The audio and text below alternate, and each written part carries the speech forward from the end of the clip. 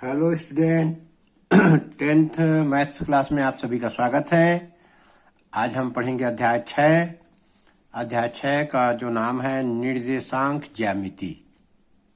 थोड़ा नया नाम है, पढ़ेंगे सरल लगेगा, सरल है। चलिए पढ़ते हैं। एक तल में रखी हुई किसी वस्तु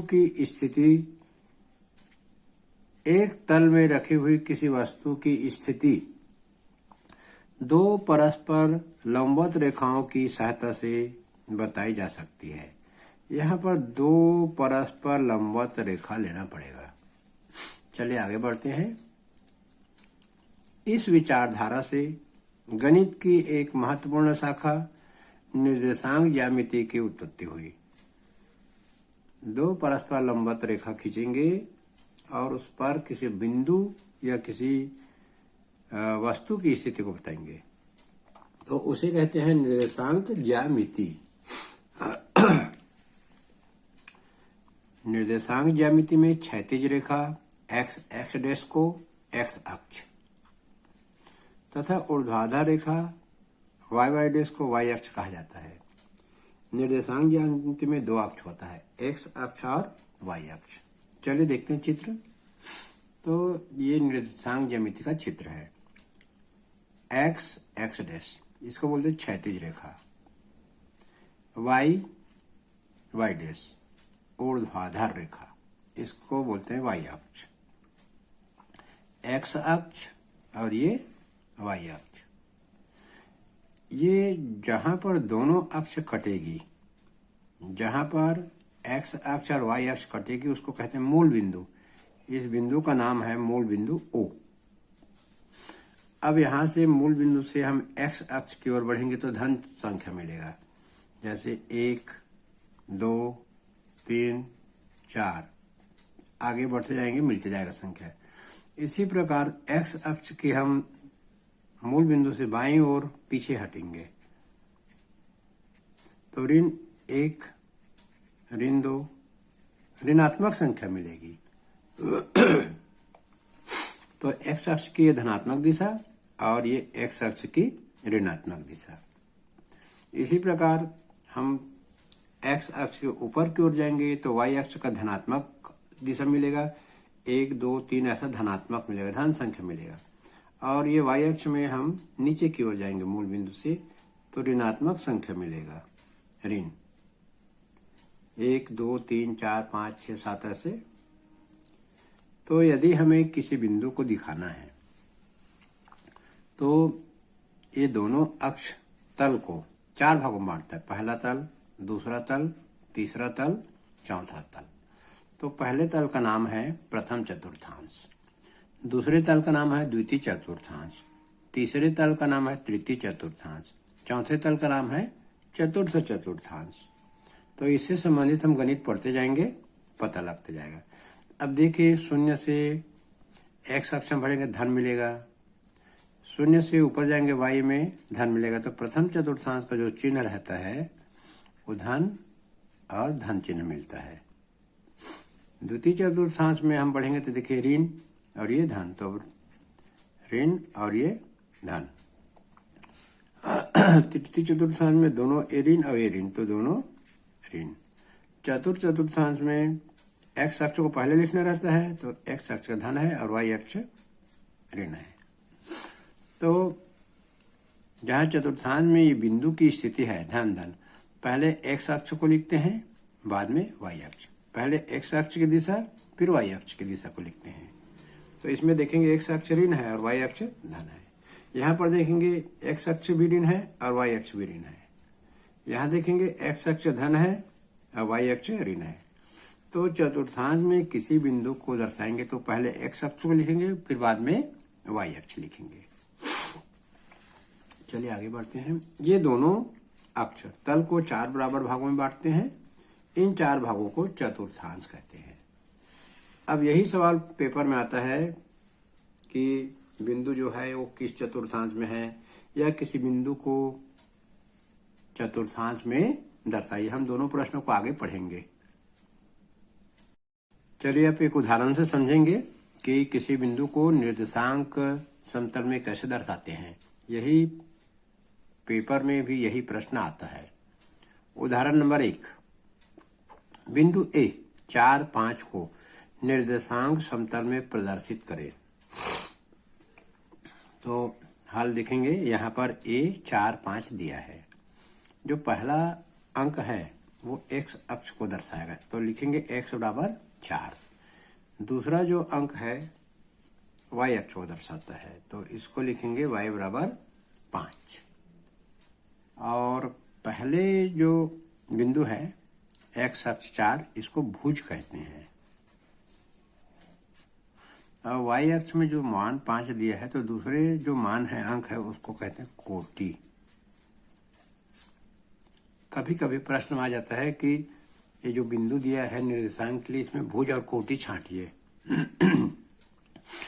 तो चलिए, हम जो चाहते हैं कि इस बिंदु को समतल में दर्शाना चाहते हैं, तो पहले हमने निकाल लिया x का मान क्या होगा, y का मान क्या होगा। हमें यहाँ धन और ऋण चिन्ह भी देखना रहता है। इसमें अच्छी बात है कि दोनों चिन्ह धन है, x बराबर 4 और y बराबर 4। चिन्ह सहित इसको दर्शाना रहता है, तो हमने सबसे पहले यहाँ पर खींच के रख लिया है निर्देशांक ज्यामिति का अक्ष जो खींच चुके हैं यहाँ पर, x अक्ष और ये y अक्ष। x अक्ष की धनात्मक दिशा है, x अक्ष की ऋणात्मक, y अक्ष की धनात्मक दिशा, y अक्ष की ऋणात्मक। हमको दिया है x बराबर 4, तो मूल बिंदु से हमको 4 मतलब धनात्मक दिशा में जाना है, क्योंकि सामने 4 के सामने कुछ अंक चिन्ह नहीं है, तो यहाँ से x अक्ष में 4 जाएंगे। मूल बिंदु से जाना है हमको, 1, 2, 3, 4, ये आ गया। हमने इसको पहचान लिया कि x अक्ष में 4 जाना है। तो यहाँ पर हम सीधी लकीर खींचेंगे 4 नंबर पर।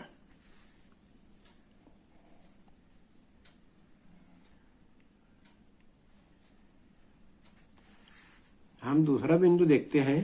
तो x बराबर 4 है, तो हमने x में 4 गया, y में हमको 5 जाना है, y दिशा में, तो y दिशा में 5 जाएंगे। यहाँ से इसके सामने भी धन है, तो धन दिशा में जाएंगे, 1, 2, 3, 4, 5।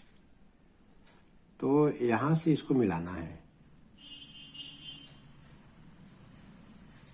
तो जहां पर जो बिंदु कटेगा, ये x अक्ष में हम 1, 2, 3, 4 गए, सीधी रेखा खींचे। y अक्ष में हमको 5 जाना है, 1, 2, 3, 4, 5 गए। क्योंकि दोनों धन है तो धनी दिशा में आगे बढ़े, दोनों को आगे बढ़ा के काट देंगे। तो ये जो बिंदु कहलाएगा a, और इसका नाम रहेगा a, ब्रैकेट में लिखेंगे 4 और 5। तो ये जो बिंदु है, यही जो है a बिंदु को दर्शाएगा समतल में। चलिए अब दूसरा उदाहरण देखते हैं। 4 कम से कम उदाहरण देखना है, धन वाला, ऋण वाला, ऋण ऋण वाला, ऋण धन वाला। चलिए यहाँ पर 3 बिंदु और ले लिए हैं, ऋण 2, ऋण 3। दूसरा बिंदु है ऋण 2, धन 2, और तीसरा बिंदु हमने ले लिया धन 4, ऋण 3। तो ये तीनों बिंदु को इसी समतल में हमको दर्शाना है। तो ये हो गया आपका x अक्ष धनात्मक, x अक्ष ऋणात्मक, ये x अक्ष की धनात्मक, x अक्ष की ऋणात्मक, ये हो गया y अक्ष की धनात्मक दिशा, और ये नीचे हो गया y अक्ष की ऋणात्मक दिशा हो जाएगा। ये y अक्ष की ऋणात्मक दिशा हो गई। अब हम जो बिंदु है ऋण 2, ऋण 3 को पहले दर्शाने के लिए यहाँ पहले लाइनिंग को खींच लेते हैं। 1, 2, 3, 4, 5 ऐसे खींच लेते हैं, और यहाँ लिखेंगे 1, 2, 3, 4 और ये 5। इसी प्रकार से y अक्ष की x अक्ष की उल्टी दिशा में ऋण 1, ऋण 2, ऋण 3, ऋण 4, ऋण 5। y अक्ष के धनात्मक दिशा में जाएंगे तो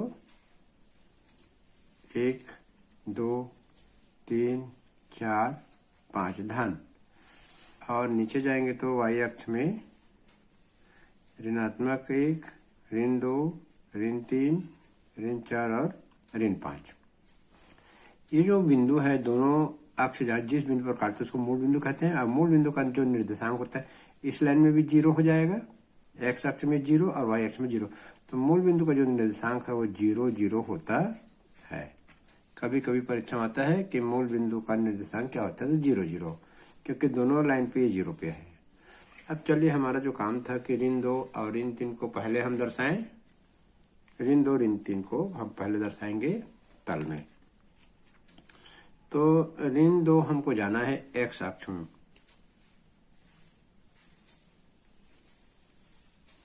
ऋण 2 जाना है, ये एक्स अक्ष में ऋण 2 जाना, तो ये ऋण 2 आ गए, यहाँ ऐसे टिक कर देंगे। ये टिक कर दिए ऋण 2 को।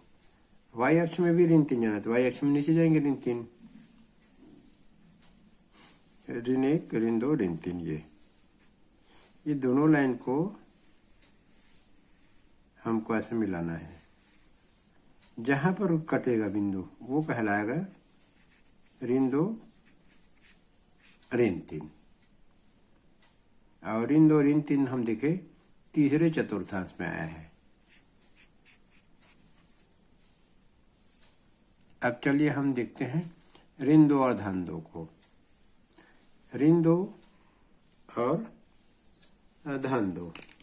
ऋण 2 एक्स अक्ष में जाएंगे, ऋण 2 यहीं पर आएगा। धन 2 वाई अक्ष में जाएंगे, वाई अक्ष में धन 2 ऊपर जाएंगे, 1 2। ये दोनों को मिलाना है। ये जो बिंदु है ऋण 2 और धन 2 कहलाएगा। और यहां देखिए ऋण 2 धन 2 द्वितीय चतुर्थांश में आया है। इसी प्रकार से हम धन 4 और ऋण 3 को दर्शाएंगे। धन 4 एक्स अक्ष में जाना, ये पहला बिंदु एक्स अक्ष को दर्शाता है। एक्स अक्ष में जाएंगे 4, वाई अक्ष में जाना ऋण 3, वाई अक्ष में ऋण 3 जाना है। तो इसको आगे बढ़ाएंगे और इसको नीचे गिराएंगे, तो ये जो बिंदु है ये दर्शाएगा 4 धन 4 और ऋण 3 को। ये धन 4 ऋण 3 हम देखते हैं चौथे चतुर्थांश में आया है। तो पहले चतुर्थांश में वही बिंदु आएगा जिसका दोनों बिंदु धन धन रहेगा। द्वितीय चतुर्थांश में ऋण और धन वाला आता है। तृतीय चतुर्थांश में दोनों ऋण वाला रहेगा तो तृतीय में आएगा। और चौथे में जो चतुर्थांश में जो बिंदु आता है वो पहले धन रहता है, दूसरे वाला ऋण रहता है। तो ऐसे हमको चतुर्थांश में दर्शाने का पेपर में आता है। अब हम पढ़ेंगे प्रश्नावली।